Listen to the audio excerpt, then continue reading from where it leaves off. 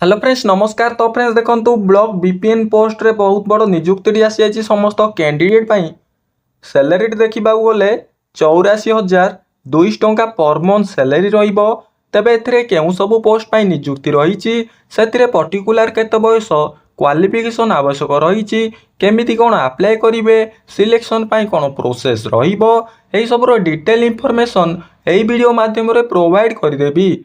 जदि एथिरे अप्लाई करबा को इंटरेस्ट रखुचंती वीडियो को संपूर्ण देखि नियंतु।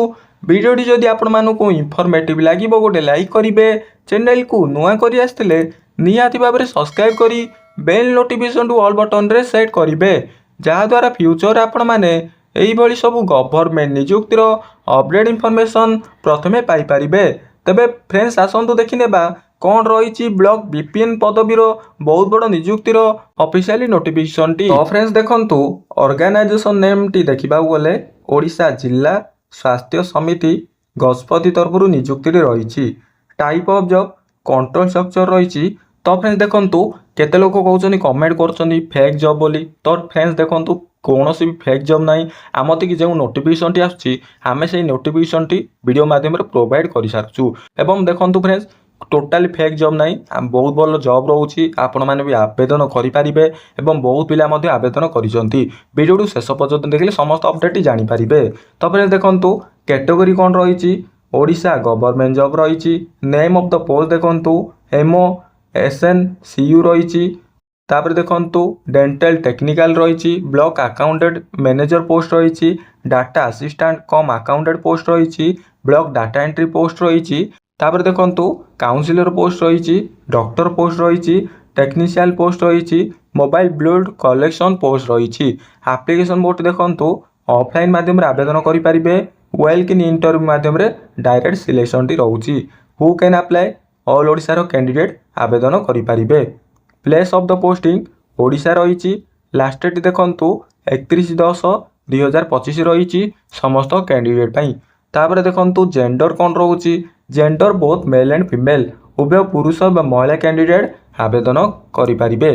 तापर देखंतु एजुकेशनल क्वालिफिकेशन कौन रोची जदि आपण माने ग्रेजुएशन टी पास करछंती पोस्ट ग्रेजुएशन कंप्लीट करि सारिछंती BSc BCom diploma BSW MSc MSW MBBS PGDCA pass करछंती तेबे ई पोस्ट पाई एप्लीकेबल रहउछंती।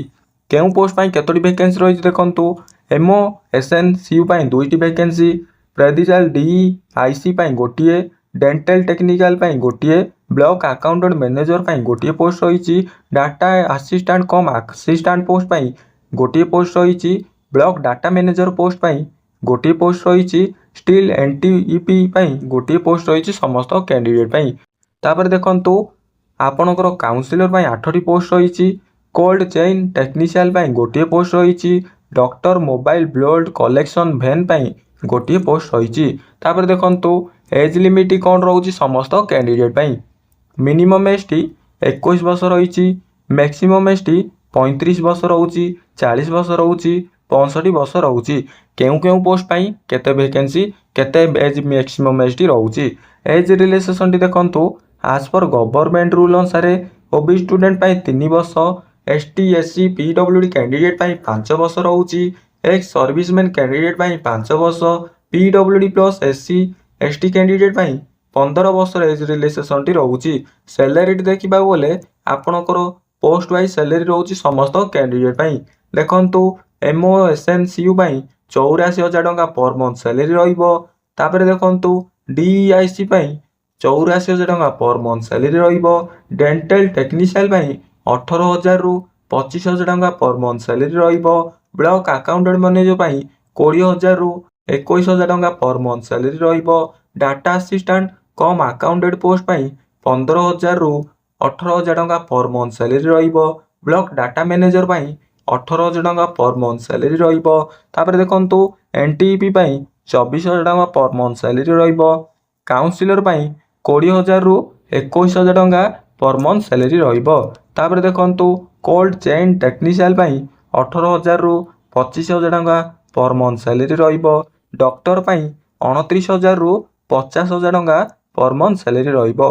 मोबाइल बोल्ट कलेक्शन पाई 12,000 रु 15,000 टंका पर मंथ सैलरी रहिबो। सिलेक्शन प्रोसेस देखंतु candidate selected by the process of mark basis रहिबो, इंटरव्यू रहिबो, डॉक्यूमेंट वेरिफिकेशन रहिबो।